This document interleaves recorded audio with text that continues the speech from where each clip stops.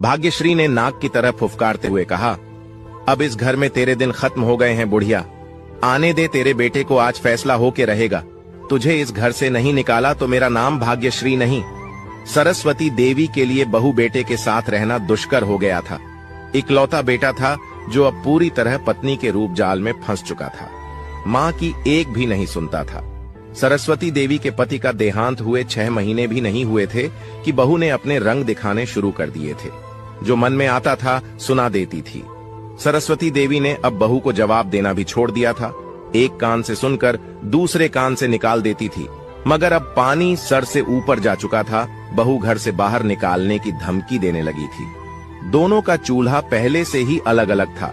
सरस्वती देवी अपनी रोटियां खुद बनाकर खाया करती थीं। फिर भी बहू को कोई ना कोई बात चूक जाती थी।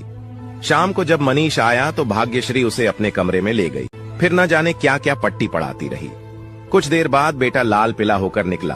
बोला, माँ बूढ़ी हो गई हो, अब तो बाज आ जाओ। क्यों भाग्यश्री के पीछे पड़ी हो?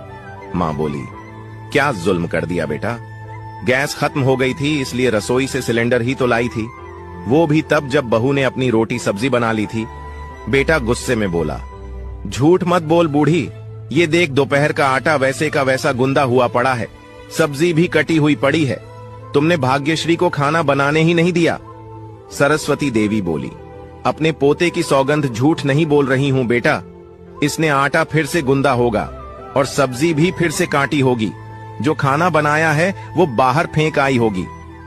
भाग्यश्री रोने का नाटक करते हुए बोली, मेरे बेटे की झूठी सौगंध मत खा सासू मां, भगवान से डर।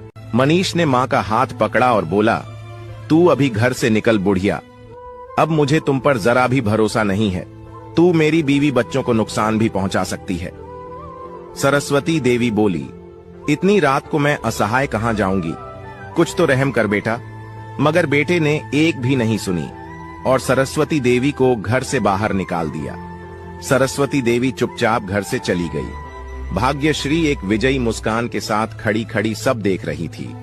बाहर मोहल्ले वाले भी कलयुगी बेटे का अपनी मां के साथ बर्ताव देखकर हैरान थे। सुबह 8 बजे के लगभग घर का दरवाजा खटखटाया गया। भाग्यश्री ने जब दरवाजा खोला तो पुलिस की भीड़ देखकर डर गई। दरवाजा खोलते ही पुलिस अंदर घुस आई। साथ में सरस्वती देवी भी थी। सरस्वती देवी अपने कमरे में गई, अपना पुराना संदूक खोला और कुछ कागजात निकालकर इंस्पेक्टर को दिखाए। इंस्पेक्टर ने कागजात देखने के बाद मनीष को कहा, अभी इसी वक्त ये घर खाली कर। ये घर सरस्वती देवी के नाम है, इसमें तुम्हारा कोई हिस्सा नहीं। क्या? ससुर से बहू बोली, पापा जी आपने रसोई में जाकर चाय बनाई थी क्या? ससुर बोला, हाँ बहू, मेरी आदत है दिन में 4-5 बार चाय पीने की। बहू गुस्से में बोली, आपने सारा दूध खत्म कर दिया, ऊपर से रसोई को गंदा कर दिया।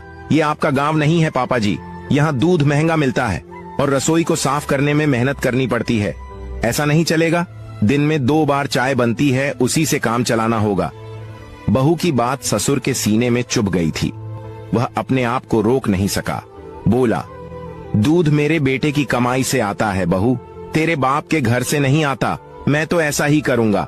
आइंदा मुझसे ऐसी बातें मत करना वरना अंजाम बुरा होगा।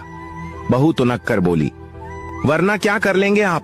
अचानक से युद्ध की शुरुआत हो गई थी। ससुर को बेटे पर भरोसा था तो बहू को अपने पति पर भरोसा था। ससुर बोला, मेरा बेटा मुझे गांव से इसी शर्त पर लाया है कि मेरी अच्छी तरह से सेवा की जाएगी। आज आने दो, उसे पूछूंगा कि यही सेवा करवाने मुझे यहाँ लाया था क्या? मुझसे उलझोगे तो उल्टे पैर गांव लौटना होगा पापा जी।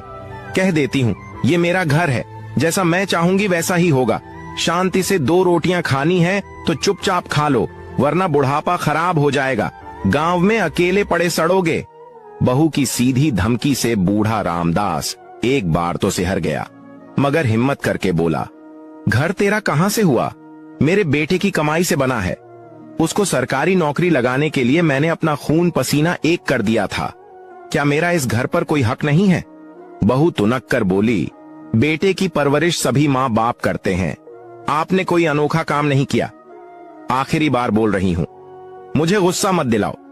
मेरी मर्जी के बिना इस घर में 2 पल भी नहीं रह पाओगे। रामदास चुप हो गया। उसे अपनी परवरिश पर भरोसा था। मगर फिर भी दिल में एक डर सा था कि कहीं बेटा बहू की तरफ हो गया तो क्या होगा। अब तो पत्नी भी नहीं रही। अगर सचमुच बेटे ने गांव में ले जाकर छोड़ दिया तो बुरा हाल हो जाएगा।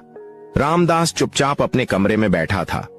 उधर बहू की आवाज उसके कानों में पड़ रही थी। वह फोन पर कभी अपने पति से तो कभी अपने पीहर वालों से बातें कर रही थी।